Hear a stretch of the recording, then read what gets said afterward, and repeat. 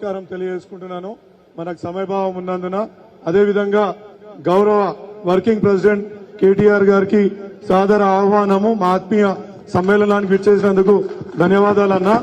ఇక్కడికి వచ్చిన మా కార్పొరేటర్లకు, పెద్దలకు, లీడర్లకు, ఇక్కడ వచ్చిన మీడియా మిత్రులకు, నాయకులకు, ఉద్యమకారులకు పేరు పేరున అందరికీ కూడా నమస్కారం తెలియజేసుకున్నా. ఇవాళ నన్ను 50,000 ఓట్లతోటి ఇక్కడ గెలిపించిన మీ అందరికీ కూడా కృతజ్ఞత తెలియజేసుకుంటూ, మీ వెంబడి ఉండి మీకు ఏదైతే ఆశయంతో నన్ను గెలిపించుకున్నారో తప్పకుండా ఆశయ సాధనకు ముందుకు కదులుతానని మీకు తెలియజేసుకుంటున్నాను. మనము గత 2 నెలల్లో ఎన్నో ఛాలెంజెస్ ఎదుర్కొన్నాం. మనకు బెదిరింపు కాల్స్ వచ్చినాయి. బెదిరింపు కాల్స్ మన కార్పొరేటర్లకు మిడ్ నైట్ 12 గంటలకు వస్తే కూడా మనం భయపడకుండా సిపి గారి దగ్గర కూడా తీసుకొని పోయి మనం కంప్లైంట్ ఇవ్వడం జరిగింది. దాని తర్వాత ఇండియన్ అంటే I4C అనేది ఒక ఇండియన్ గవర్నమెంట్ కి సంబంధించిన ఒక సంస్థ, వాళ్ళకు కూడా మనము ఈ యొక్క కంప్లైంట్స్ ని ఎస్కలేట్ చేసి ఇవ్వడం జరిగింది.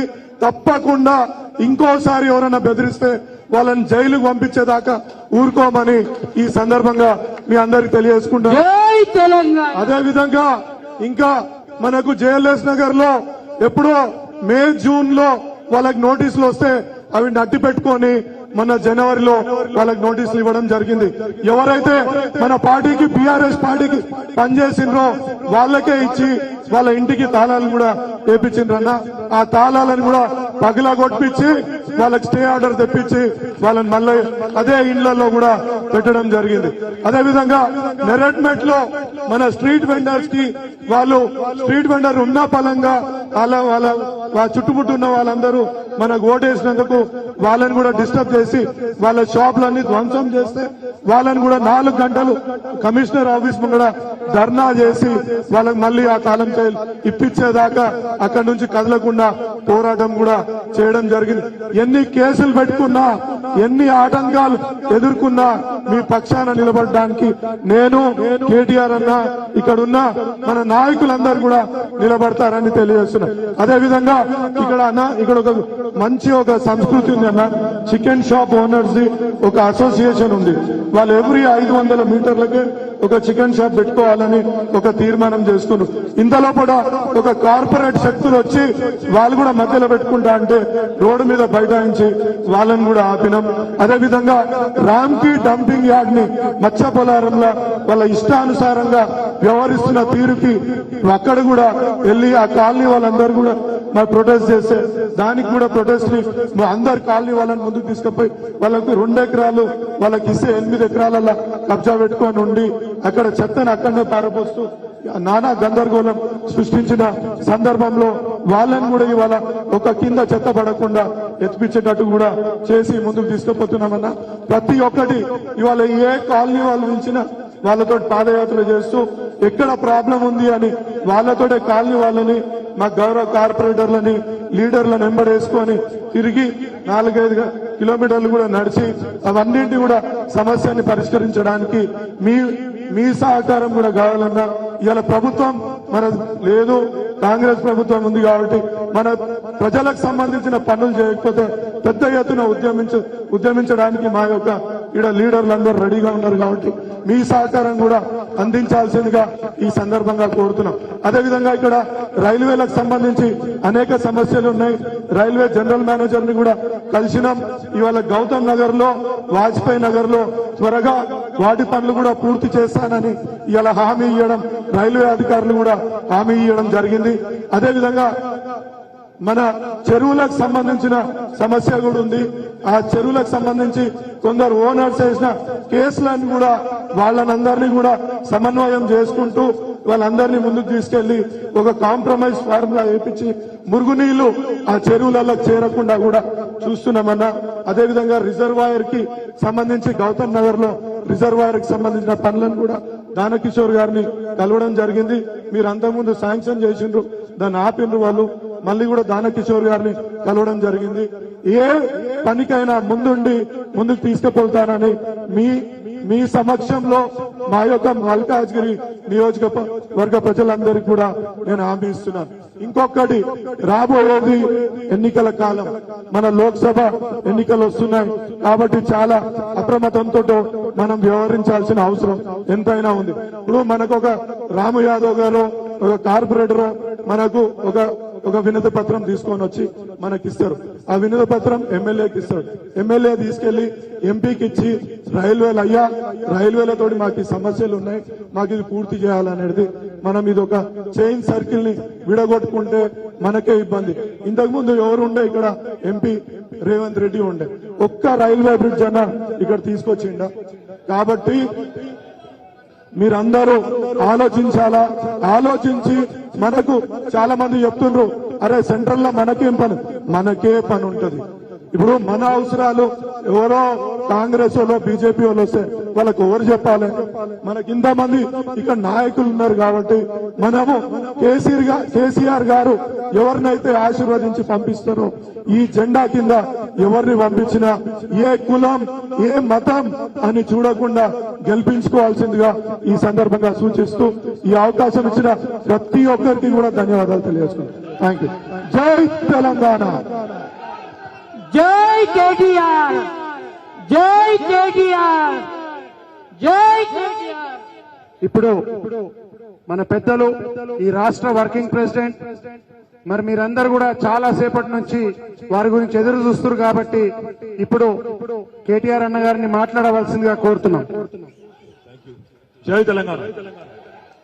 గౌరవనీయులు సోదరులు, మీ అందరూ ఎంతో అభిమానంతో దాదాపు 2-2.5 నెలల పాటు కష్టపడి మీరే అభ్యర్థి అన్నంతగా ప్రయత్నించి గెలిపించుకున్న మీ గౌరవ ఎమ్మెల్యే గారు, సోదరుడు మల్కాజ్గిరి శాసనసభ్యుడు సోదరుడు మర్రి రాజశేఖర్ రెడ్డి గారు, గౌరవనీయులు సోదరులు నందికంటి శ్రీధర్ గారు, మాజీ ఎంబీసీ కార్పొరేషన్ చైర్మన్ గారు, గౌరవనీయులు వేదిక పైన ఆసీనులైన మన జిహెచ్ఎంసీ కార్పొరేటర్లు సోదరి, స్థానిక కార్పొరేటర్ గారు సోదరి సునీత గారు, సోదరుడు రాము యాదవ్ గారు, అదేవిధంగా సోదరి చింతల విజయశాంతి గారు, మీనా గారు, సోదరి సబిత గారు, అదేవిధంగా వేదిక పైన ఆసీనులైన గౌరవనీయులైన మాజీ కార్పొరేటర్లు నరసింహరావు గారు, ఇంకా ఇతర పెద్దలు పరశురామ్ రెడ్డి గారు, ఇంకా మన వేదిక పైన ఉన్న డివిజన్ అధ్యక్షులు, అదే మాదిరిగా రావుల అంజయ్య గారు, మన పార్టీ సీనియర్ రాష్ట్ర నాయకులు, సోదరుడు మన మల్లారెడ్డి గారి కుమారుడు, యువ నాయకుడు, ఉత్సాహవంతుడు డాక్టర్ శ్యామకూర భద్రారెడ్డి గారు, అదేవిధంగా వేదిక పైన ఆసీనులైన మరి నాయకులందరికీ ఎవరి పేర్లైతే నేను చెప్పలేదో మీరందరూ మనసులోనే తిట్టుకోండి, బయట తిట్టుకోండి. అదేవిధంగా మీరు ముంగట కూర్చున్న వాళ్ళు కూడా ఎవ్వరు ఇంకా అన్నం తినలేదని ఇప్పుడే రాజశేఖర్ చెప్పిండు. నేను కూడా తినలేదు. తిన్నారా లేదా? తినలేదా? రాజశేఖర్ తిండి పెడుతున్నా లేదా? చక్కగా పెడతాడా? అయితే పర్వాలేదు. దీని తర్వాత భోజనం ఉంది కాబట్టి ఎక్కువసేపు ఏం మాట్లాడాలి, 5 నిమిషాలు. మీ అందరికి తెలుసు, హైదరాబాద్ లో జిహెచ్ఎంసీలో బ్రహ్మాండంగా ఇక్కడ ఉండే ప్రతి ఆడబిడ్డ, ప్రతి అన్న, ప్రతి తమ్ముడు ఆలోచనతో అభివృద్ధి జరగాలి అంటే కేసీఆర్ ఉండాలి, ఖచ్చితంగా గులాబీ జెండానే ఉండాలి అనే ఆలోచనతో జిహెచ్ఎంసీలో మొత్తంగా మనకే అవకాశం ఇచ్చినారు. ఒకటి మిస్ అయినాం, అది కూడా తప్పిదారి మిస్ అయినాం. ఆ గోషామహల్లో రాజాసింగ్ అంటూ ఒక్కడ దెబ్బన కొద్దిగా మిస్ అయింది, కానీ లేకపోతే అది కూడా మొత్తంగా క్లీన్ స్వీప్ అయి హైదరాబాద్ లో ఎక్కడ కూడా వేరే జెండా కనబడని పరిస్థితి మన జరిగిన శాసనసభ ఎన్నికల్లో. కానీ బయట జిల్లాల్లో కాంగ్రెస్ పార్టీ చెప్పిన మోసపు మాటలు, 420 హామీలు, 420 హామీలు ఏవైతున్నాయో, మీకు బస్సు ఫ్రీ, బంగారం ఫ్రీ, మీకు ఇది ఇస్తాం అది ఇస్తాం అని చెప్పి మొత్తం జిల్లాల్లో ఉండే అమాయకులైన కొంతమంది ఆడబిడ్డలను, అన్నదమ్ములని ఆగం చేసి మోసం చేసి ఓట్లు వేయించుకొని గద్దెనెక్కినారు. గద్దెనెక్కి 60 రోజులు అయింది. ఈ 60 రోజుల్లోనే రాష్ట్రంలోని ప్రతి గ్రామంలో చర్చ జరుగుతా ఉన్నది. ఈ 60 రోజుల కంటే ముందు ప్రభుత్వం ఎట్లుండే, ముందు పరిస్థితి ఎట్లుండే, ఇవాళ ఎట్లా ఉన్నదో ప్రతి గ్రామంలో ఇలా చర్చ జరుగుతా ఉన్నది. రైతులు చూసుకుంటా ఉన్నారు ఒకళ్ళ ముఖాలు ఒకళ్ళు, అయ్యో ఎంత పని చేస్తే కేసీఆర్ గారు ఉన్నప్పుడు వారం 10 రోజుల లోపల మన ఫోన్లన్నీ టింగు టింగు మన మోగుతుండే 7,600 కోట్ల రూపాయలు మన 70 లక్షల మంది రైతుల ఖాతాల్లో రైతు బంధు పడుతుండే. కానీ ఈ ప్రభుత్వం వచ్చినాక 60 రోజులైంది. 10,000 కాదు 15,000 ఇస్తామన్నారు. కానీ ఇప్పటి వరకు ఆ 10,000కే దిక్కు లేదు అని చెప్పి రాష్ట్రంలోని రైతులందరూ బాధపడే పరిస్థితి. అదే విధంగా కరెంటు కోతలు చాలు అయినాయి. మల్కాజ్గిరిలో కూడా చాలు అయినాయా? పోతుందా కరెంటు? పోతలేదా? పోతుందా? ఇక మళ్ళా కొనుకొచ్చుకోవాలి ఇన్వర్టర్లు, జనరేటర్లు. ఎందుకంటే ముందే చెప్పినాం, మనం కాంగ్రెస్ కావాలన్నా కరెంటు కావాలన్నా అని అడిగినాం, సిల్కకు చెప్పినట్టు చెప్పినాం. కానీ కొంతమంది విన్నారు, హైదరాబాద్ వాళ్ళు తిన్నారనుకో, బయట ఇన్లే. వినకపోతే ఏమైంది? ఇవాళ కరెంటు కూడా పోయే పరిస్థితి. గ్రామాలలో మళ్ళొక్కసారి ఇవాళ మోటార్లు కాలిపోవడు, ట్రాన్స్ఫార్మర్లు వేలిపోవడం, ఎండాకాలం కూడా రాలే. ఆల్రెడీ కరెంటు కష్టాలు చాలు అయినాయి. ఇక ఫ్రీ బస్ అని పెట్టిండ్రు ఒకటి. ఇక ఫ్రీ బస్ ఏమైతుందో నాకంటే బాగా మీకే తెలుసు, మీరే చూస్తున్నారు. ఆ బస్సు డ్రైవర్ ఎక్కే అల్లకెళ్ళి ఎక్కుతున్నారు, ఆ డోర్లకెళ్ళి, ఆ కిటికీలకెళ్ళి దుక్కుతున్నారు లోపల. లోపల పోయి సీట్ల కోసం ఎన్నడూ చూడలే మనం జీవితంలో ఇట్లాంటి దృశ్యాలు. మా ఆడబిడ్డలు ఒకరినొకరు జుట్లు పట్టుకొని కొట్టుకుంటాను, అక్కడక్కడ చెప్పులతో కొట్టుకున్నారు. ఇంతకంటే దుర్మార్గమైన పరిస్థితి నేనైతే చూడలేదు. ఒక దిక్కేమో ఆడబిడ్డలు గుద్దుకునే పరిస్థితి వచ్చింది, ఇంకో దిక్కు టికెట్ కొనుక్కున్న మొగోళ్లు వాళ్ళు నిలబడి వాళ్ళు తిట్టుకునే పరిస్థితి వచ్చింది. బయటనేమో 6.5 లక్షల మంది ఆటో డ్రైవర్లు రెక్కాడితే గాని డొక్కాడనోళ్ళు వాళ్ళు తిట్టుకుంటా ఉన్నారు. మార్పు అని ఓటేసినాం, మా కొంపనే ముంచుకున్నాడు ఈయన అని చెప్పి ఆయన వాళ్ళు తిరుగుతా ఉన్నారు. నేను నిన్న కుత్బులాపూర్ నియోజకవర్గానికి పోయినా. షాపూర్ లో ఒక మార్కెట్ ఉంటే ఆ మార్కెట్ లోకి పోయినా. ఒక పెద్ద మనిషి కలిసింది నాకు, సులోచనమ్మ అని. ఆమె ఒకటే చెప్పింది, కొడుక మేమైతే హైదరాబాద్ లో మంచిగా ఆలోచన చేసి ఓట్లేసినాం, ఊర్లలోనే మోసపోయినరు, తినే పల్లెంలా ఆయనతో మన్ను పోసుకున్నారని చెప్పి ఆ పెద్దమ్మ చెప్తుంటే ఇవాళ నాకు ఊర్లలో అనుకుంటున్న మాటలు కూడా నిజమే అనిపిస్తా ఉన్నది. పెద్ద పెద్ద మాటలు చెప్పిండ్రు, మేము ఇది చేస్తాం అది చేస్తాం, కేసీఆర్ 10,000 ఇస్తే మేము 15,000 ఇస్తాం, కేసీఆర్ 2,000 పెన్షన్ ఇస్తే మేము 4,000 ఇస్తాం, ఆడబిడ్డలందరికీ నెలకు ప్రతి ఒక్క మహిళకు 2,500 ఇస్తాం అని చెప్పి నోటికొచ్చిన మాటలు చెప్పి మొన్న సెక్రటేరియట్ పోయి ముఖ్యమంత్రి గారు మాట్లాడుతున్నాడు. ఎంత సిగ్గుచేటు ఒకసారి ఆలోచన చేయండి. ఆయన అంటాడు అక్కడ పోయి, మేమేదో ఇక్కడ లంకె బిందెలు ఉన్నాయనుకొని వచ్చినాం, ఇక్కడ లంకె బిందెలు లేవు, ఖాళీ కుండలు ఉన్నాయంటున్నాడు. మరి ఆయన ఇదివరకు ఏం చేస్తున్నాడు నాకైతే తెలియదు. లంకె బిందెల కోసం ఎవరు తిరుగుతారు? గడ్డపారలు పట్టుకొని, తటపారలు పట్టుకొని, నెత్తి మీదకి వెళ్ళి తువ్వాల కప్పుకొని అర్ధరాత్రి దొంగలు తిరుగుతారు లంక బిందెల కోసం. ఏడ తిరుగుతారు? పాడుబడ్డ కోటలల్లా, పాడుబడ్డ దేవాలయాలల్లా, పాడుబడ్డ గడిలల్లా అర్ధరాత్రి దొంగలు వలె తిరుగుతారు. మరి ఈయన ఇదివరకు ఏం చేస్తున్నారో నాకైతే తెలియదు. పాత అలవాట్లు ఊతలేనట్టున్నాయి. ఇంకా లంక బిందెలు ఉన్నాయనుకొని వచ్చిన ఖాళీ కుండలున్నాయి. అయ్యా రేవంత్ రెడ్డి గారు, సెక్రటేరియట్ లో లంకె బిందెలు ఉన్నాయి, సెక్రటేరియట్ లో కంప్యూటర్లు ఉంటాయి, సెక్రటేరియట్ లో పనిచేసే ఉద్యోగులు ఉంటారు, వాళ్ళతో చేయించుకునే తెలివి ఉంటే పని చేస్తారు, ప్రజలకు సేవ చేస్తారు. నేను తవ్వకపోయేందుకు వచ్చిన, దొబ్బుక తినేందుకు వచ్చిన, ఇవాళ నేను అనుకోకుండా ఇక్కడ వచ్చి పడ్డా, కాంతే గారెల బుట్టలు వచ్చి పడ్డా అన్నట్టు నువ్వు డైలాగులు కొడితే 100 రోజులు ఓపికగా చూస్తాం. నువ్వే అన్నావు, మేమనలే. డిసెంబర్ 9 నాడు 2 లక్షల రుణమాఫీ నరికింది నువ్వే, మేమనలే. అదే విధంగా ఏం చెప్పినావు నువ్వు? అమ్మా ఆడబిడ్డలందరికీ నేను విజ్ఞప్తి చేస్తున్నా, డిసెంబర్ బిల్లు కట్టకుండ్రి, జనవరి బిల్లు కట్టకుండ్రి, సోనియా గాంధీ కడతాదని నువ్వే చెప్పినావు, మేం చెప్పలే. అందరు చూస్తున్నారు ఇవాళ ఆడబిడ్డలు, 1,57,00,000 మంది ఆడబిడ్డలు ఎదురు చూస్తున్నారు. ఏమని? 18 ఏళ్లు నిండిన ఆడబిడ్డలు రాష్ట్రంలో మొన్న ఓట్లేసిన వాళ్ళు 1,57,00,000 మంది. అందరూ కళ్ళల్లో ఒత్తులేసుకొని చూస్తున్నారు, ఎప్పుడు స్టార్ట్ అవుతుంది నెలకు 2,500 ఇచ్చే కార్యక్రమం మహాలక్ష్మి అని ఎదురు చూస్తా ఉన్నారు. ఇంటింటికి 200 యూనిట్లు ఫ్రీ అన్నావు, మళ్ళీ అందులో కూడా కటింగులు పెడతా అంటే ఊకునేందుకు ప్రజలు సిద్ధంగా లేరు. రైతులు ఎదురు చూస్తున్నారు 2 లక్షల రుణమాఫీ ఎప్పుడైతుందని. మేము కూడా 100 రోజులు ఓపికగా ఉంటాం. మార్చి 17 నాడు 100 రోజులు నిండుతాయి. మార్చి 17 తర్వాత 100 రోజుల్లో నువ్వు ఇచ్చిన 420 హామీలు నిలబెట్టుకోకపోతే కాంగ్రెస్ పార్టీకి బొంద దవ్వుడు స్టార్ట్ చేస్తాం. తప్పకుండా బొందలోనే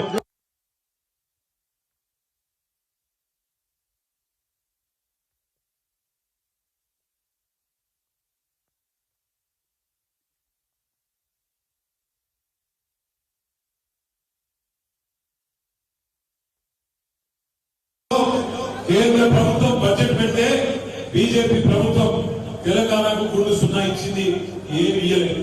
ఒక ఆరోపీ లేదు, ఒక కొత్త రైలు లైన్ లేదు, ఏమి లేదు. కానీ ముఖ్యమంత్రి గారికి నోరు పెరుగుతలేదు, నోట్లకి మాట వస్తలేదు. ఎందుకు భయపడుతున్నావు మోడీకి? నీ చుట్టేమన్నా ఆయన చేతులు ఉన్నదా? కేసులకు భయపడుతున్నావా? దేనికి భయపడుతున్నావు ముఖ్యమంత్రి గారు నేను అడుగుతా ఉన్నా. బీజేపీ మీద మాట్లాడే దమ్ము లేదు కానీ ఇక్కడికి వచ్చి మాత్రం కేసీఆర్ గారి మీద నోటికొచ్చినట్టు ముఖ్యమంత్రి అనే మాట కూడా మర్చిపోయి నోటికొచ్చిన బూతులు తిడుతా ఉన్నాడు. మీరు చూస్తా ఉన్నారు. కేసీఆర్ గారి వయసు అంటే గౌరవం లేదు, తెలంగాణ తెచ్చిన నాయకుడానికి గౌరవం లేదు, 10 ఏళ్లు ముఖ్యమంత్రి ప్రజల చేత ఎన్నుకోబడ్డ ముఖ్యమంత్రి అనే విలువ కూడా లేకుండా నోటికొచ్చినట్టు మాట్లాడుతూ ఉన్నాడు. మాట్లాడడం మాకు కూడా వస్తుంది, బూతులు మాకు కూడా వస్తాయి, తిట్టుడు మాకు కూడా వస్తుంది. అదేం పెద్ద ముచ్చట కాదు. కానీ ఇవాళ నువ్వు ముఖ్యమంత్రివి, ప్రజలకిచ్చిన మాట నిలబెట్టుకో, ప్రజలకిచ్చిన హామీలు నిలబెట్టుకో. ఈ తిట్ల పురాణం బంద్ చేయి. నువ్వు బంద్ చేయకపోతే 100 రోజుల తర్వాత మేం తిట్టే తిట్లు మళ్ళా నువ్వు తట్టుకొని కూడా తట్టుకోలేవనే మాట కూడా నేను వారికి విజ్ఞప్తి చేస్తా ఉన్నా. పెద్ద పెద్ద మాటలు. అక్కడనేమో గుంపు మేస్త్రి గారేమో అట్లా మాట్లాడుతున్నాడు. ఇక్కడ మల్కాజ్గిరిలో ఓడిపోయిన ఆయన ఉక్రోషంతో ఆయన కూడా బాగా బాధలు ఉన్నాడు. ఆయన ఎక్కువ ఊహించుకున్నాడు, బాధపడుతున్నాడు. ఓడిపోయినాక తట్టుకోలేక కార్పొరేటర్లకు ఫోన్ చేసుడు, బెదిరించుడు, ఇవిగులో కొడతాం అవిగులో కొడతాం.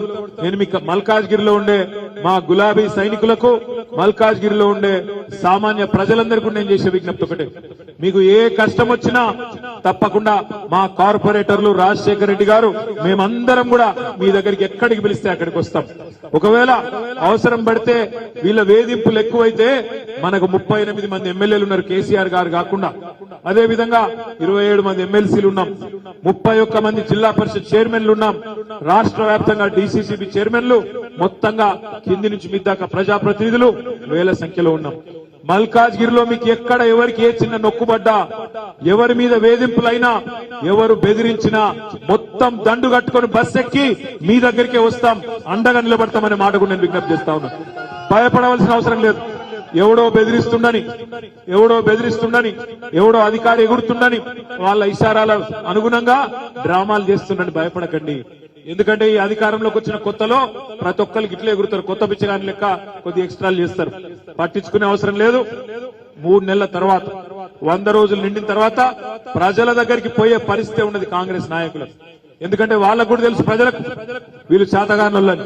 మనం మంచి బంగారు పల్లెంలో పెట్టి అధికారాన్ని వీళ్ళ చేతికి అప్పచెప్పినాం, ఈ రాష్ట్రాన్ని వీళ్ళకి అప్పచెప్పినాం. బంగారు తునకలాగా తయారు చేసిన రాష్ట్రాన్ని తలసరి ఆదాయంలో భారతదేశంలోనే నెంబర్ 1 చేసి వీళ్ళ చేతుల్లో పెట్టినాం. పెడితే ఇవాళ శ్వేతపత్రాలని ఇంకోటని తప్పించుకునే ప్రయత్నం చేస్తున్నారు, ఇచ్చిన హామీలు ఎగబెట్టే ప్రయత్నం చేస్తున్నారు. ముఖ్యమంత్రి సిగ్గు లేకుండా మాట్లాడుతున్నాడు. కేంద్రంలో కాంగ్రెస్ ప్రభుత్వం వస్తేనే నేను ఇచ్చిన 420 హామీలు నిలబెట్టుకుంటా అని సిగ్గు లేకుండా చెప్తా ఉన్నాడు. ఇంతకంటే సిగ్గుమాలిన మాట ఉందా? గత 10 సంవత్సరాల్లో మోడీ ప్రభుత్వం సహకరించకపోయినా, ₹1 ఇయ్యకపోయినా కేసీఆర్ గారు కళ్యాణ లక్ష్మి ఇయ్యలేదా, షాదీ ముబారక్ ఇయ్యలేదా, కేసీఆర్ కిట్ ఇయ్యలేదా, రైతు బంధు ఇయ్యలేదా, 24 గంటల కరెంట్ ఇయ్యలేదా, 33 మెడికల్ కాలేజీలు పెట్టలేదా, అభివృద్ధి సంక్షేమాన్ని జోడెద్దుల మాదిరిగా నడిపియలేదా? ఇవాళ నువ్వు తప్పించుకునే తందుకు కాకపోతే సిగ్గుమాలిన మాటలు. కేంద్రంలో కాంగ్రెస్ వస్తేనే మేమేదో చేస్తాం, మరి అదే ముక్క అసెంబ్లీ ఎన్నికల ముంగడెందుకు చెప్పలే? కేంద్రంలో కూడా గెలిస్తేనే చేస్తాం, లేకపోతే ఇవన్నీ డొల్ల మాటలే అనే మాట ఆనాడు ఎందుకు చెప్పలే? ఈ తప్పించుకునే మాటలను 100 రోజుల వరకు మేము కూడా ఓపికగా, ఎందుకంటే పెద్దవాళ్ళు చెప్తున్నారు తొందరపడకండి, కొత్త ప్రభుత్వం అని పెద్దవాళ్ళు చెప్తా ఉన్నారు. మేము కూడా తొందరపడం, కానీ మేం తొందరపడం కానీ అట్లా అని చెప్పి మాటలు కూడా పడం. తప్పకుండా అవతల ఒక్క మాట అంటే దానికి ధీటుగా సమాధానం చెప్పే సత్తా మనకున్నది. అసెంబ్లీకి పోయేటప్పుడు కేసీఆర్ గారు పిలిచిండ్రు, రాజశేఖర్ ను, నన్ను, మన ఎమ్మెల్యేలందరినీ పిలిచిండ్రు. తొందరపడకండి, ఏమనకండి, నిర్మాణాత్మక ప్రతిపక్షంగా ఉండండి. ఇది మనం తెచ్చిన రాష్ట్రం, ఈ రాష్ట్రాన్ని మనమే కాపాడుకోవాలి, మంచిగా చూసుకోవాలి, తొందరపడకండి, ఏమనకండి అని చెప్పినారు కేసీఆర్ గారు. మేము కూడా అట్లే పోయినాక మంచిగా మర్యాదగా ఉన్నాం. స్పీకర్ ఎలక్షన్ కు రమ్మన్నారు, ఏకగ్రీవం చేసేందుకు పోయి సంతకాలు కూడా పెట్టినాం. కానీ తెల్లారి గవర్నర్ గారి ప్రసంగం అని పిలిచింది. ఆ గవర్నర్ గారి ప్రసంగం ఒక సామాన్య కాంగ్రెస్ కార్యకర్త ఎలక్షన్ రోజు మాట్లాడిన దానికంటే హీనంగా ఉండే. అందుకే విధి లేని పరిస్థితుల్లో ఎదురుదాడికి దిగినాం. వాళ్ళు ఒక మాట అంటే మేము కూడా సమాధానం చెప్పినాం. అసెంబ్లీ చూసిరా మీరంతా? చూసినరా? చూడలేదా? బాగానే సమాధానం చెప్పినామా? ఇంకా చెప్పేది ఉండేనా? ఒక్కటే మాట నేను అనేది, మరి కేసీఆర్ గారు తయారు చేసిన ఇద్దరు ముగ్గురు సైనికులు మాట్లాడితేనే, ఇద్దరు ముగ్గురు సైనికులు దాడి చేస్తేనే ఆయన పోయి చెప్పుకుంటున్నాడు ముఖ్యమంత్రి, నేను కుర్చే చదువుకోలేదు, ఇంకా ఏం చూసుకోలేదు, ఆ చెంప ఈ చెంప వాయిస్తున్నారు ఇప్పుడే అని చెప్తున్నాడు. మరి ఇక కేసీఆర్ గారు అడుగు పెడితే అసెంబ్లీలో ఎట్లా ఉంటుందో ఈ ముఖ్యమంత్రి గారికి మీరు ఆలోచించాలని చెప్పి నేను కోరుతా ఉన్నాను. నేను మీ అందరినీ ప్రార్థించేది ఒకటే, ఈ సంవత్సరం ఎన్నికల సంవత్సరం, పార్లమెంట్ ఎన్నికలు ఇదే సంవత్సరం ఉన్నాయి, పంచాయతీ ఎన్నికలు ఇదే సంవత్సరం ఉన్నాయి, మున్సిపల్ ఎలక్షన్లు ఈ సంవత్సరమే ఉన్నాయి, సొసైటీ ఎలక్షన్లు ఈ సంవత్సరమే ఉన్నాయి, జిల్లా పరిషత్ ఎన్నికలు కూడా ఇదే సంవత్సరం ఉన్నాయి. మనందరం కథనోత్సాహంతో, కొత్త ఉత్సాహంతో ఏదో జరిగిపోయిందనే బాధ అవసరం లేదు. అధికారంలో లేము, అది కూడా స్వల్ప తేడాతో కోల్పోయినాం. 1.85% తేడాతోనే అధికారాన్ని కోల్పోయినాం. కానీ హైదరాబాద్ లో మాత్రం ఎక్కడ చూసినా కార్పొరేటర్లైనా ఎమ్మెల్యేలైనా అందరూ మన వాళ్ళే ఉన్నారు. రేపు ఎంపీ కూడా మల్కాజ్గిరిలో మన వాళ్ళే గెలవాలా. నేను మిమ్మల్ని విజ్ఞప్తి చేస్తా ఉన్నా. మొన్న లాస్ట్ టైం రాజశేఖర రెడ్డి గారు పోటీ చేసినారు ఎంపీగా. 2019లో రాజశేఖర రెడ్డి పోటీ చేస్తే స్వల్ప తేడాతో 4-5 వేల ఓట్ల తేడాతోని ఓడిపోయిండు. 30 లక్షల ఓట్లుండే కాన్స్టిట్యున్సీలో 4-5 వేల ఓట్లు మనకొస్తే అయ్యే పోతుండే. కానీ ఆ రోజు కొంత అలసత్వం, అన్ని మనమే గెలిచినాం కదా ఏముందిలే అని కొద్దిగా లైట్ గా తీసుకున్నాం. ఈసారి అట్లా కాకుండా గట్టిగా కొట్లాడదాం. ఈసారి గుర్తుపెట్టుకోండి, ఇప్పుడే సోదరుడు చెప్పినట్టు అక్కడ మల్కాజ్గిరి పార్లమెంట్ గొంతు ఢిల్లీలో వినబడాలంటే కాంగ్రెస్ వాళ్ళతో బీజేపీలతో కాదు. ఏం చెప్పి గెలిచిండు రేవంత్ రెడ్డి లాస్ట్ టైం? ప్రశ్నించే గొంతు ఉండాలన్నాడు. ఏం ప్రశ్నించిండు? మల్కాజ్గిరిలో ఆరో బిల్ లేకపోతే ప్రశ్నించిండా? కంటోన్మెంట్ లో రక్షణ భూములు ఇవ్వకపోతే ప్రశ్నించిండా? మల్కాజ్గిరి పార్లమెంట్ లో కనీసం వరదలు వస్తే నాగోల్లో ఇంకా ఇక్కడ ఆనంద్ బాగులో కనీసం ఎందుకు ఇయ్యలే రూపాయి మోడీ గారు అని ప్రశ్నించిండా? ఎవరని ప్రశ్నించిండు? ఎక్కడ ప్రశ్నించిండు? అందుకే నేను అనేది, ఎన్నటికైనా కాంగ్రెస్ బీజేపీ పార్టీలకు వాళ్ళ గొంతు ఎల్లది. ఢిల్లీలో మాట్లాడాలంటే దమ్ముండది. ఎందుకంటే అవతల రాహుల్ గాంధీ యువతల మోడీ ఉంటే వాళ్ళని చూస్తే నోట్లకెళ్ళి మాట రాదు. అందుకే ఢిల్లీలో పార్లమెంట్ లో మళ్ళీ గర్జించాలంటే ఈ గులాబీ జెండానే గర్జించగలుగుతుంది తప్ప మిగతా వాళ్ళ వల్ల కాదు. ఎందుకంటే మనకు బాసులు ఇక్కడున్నారు, వాళ్ళ బాసులేమో ఢిల్లీలో గుజరాత్ లో ఉన్నారు. అందుకే నేను మిమ్మల్ని ప్రార్థించేది, ఢిల్లీలో కూడా మన గొంతు ఉండాలి. ఢిల్లీలో కూడా గులాబీ జెండా ఎగిరితేనే తెలంగాణ రాష్ట్ర ప్రయోజనాలను పరిరక్షించే, తెలంగాణ అస్తిత్వాన్ని పరిరక్షించే ఒక గులాబీ పతాకం అక్కడ ఎగిరితేనే మన ఎంపీలు పార్లమెంట్ లో ఉంటేనే మన రాష్ట్రానికి లాభం అవుతుంది, మనందరికీ మన ప్రజలకు లాభం అవుతుంది. దయచేసి రానున్న రోజుల్లో ఏప్రిల్లో ఎన్నికలు జరుగుతాయని చెప్తా ఉన్నారు మల్కాజ్గిరికి. మరి మల్కాజ్గిరి పార్లమెంట్ మీద ఎవరు అభ్యర్థిగా వచ్చినా, కేసీఆర్ గారు ఎవరికి అవకాశం ఇచ్చినా అందరం ఎట్లయితే రాజశేఖర్ కోసం కష్టపడ్డామో అదే పద్ధతుల్లో మనమే అభ్యర్థి అన్నట్టుగా కలిసికట్టుగా కష్టపడదాం, కదం దొక్కుదాం. ఒక పార్లమెంట్ అభ్యర్థి ఇంటింటికి పోలేడు. అసెంబ్లీ అభ్యర్థి అన్నా ప్రతి డివిజన్ కి రాగలుగుతాడు, కానీ పార్లమెంట్ అభ్యర్థి ప్రతి డివిజన్ కి, ప్రతి గల్లీకి, ప్రతి కాలనీకి, ప్రతి బస్తీకి రాలేడు. అందుకే మనమే భుజానేసుకోవాలి జెండాను, మనమే భుజానేసుకోవాలి బాధ్యతను. మీ కష్టాల్లో మేము తోడుగా ఉంటాం. ఎన్నికల్లో మీరు కూడా అదే కథనోత్సాహాన్ని ప్రదర్శించి ప్రతి డివిజన్ లో మొన్నట్లయితే 50,000 ఓట్ల మెజారిటీ మల్కాజ్గిరిలో శాసనసభకి ఇచ్చిండ్రో, రేపు పార్లమెంట్ లో అంతకంటే ఒక ఓటు ఎక్కువనే తెచ్చే ప్రయత్నం మీరందరూ చేయాలని మనస్ఫూర్తిగా కోరుతూ, మరి ఇప్పటికే మీ అందరికి ఆకలి అవుతుంది కాబట్టి ఇంతకంటే ఎక్కువ ఓపికకు పరీక్ష పెట్టకుండా మీ అందరికీ పేరు పేరున ధన్యవాదాలు తెలియజేస్తూ జై తెలంగాణ.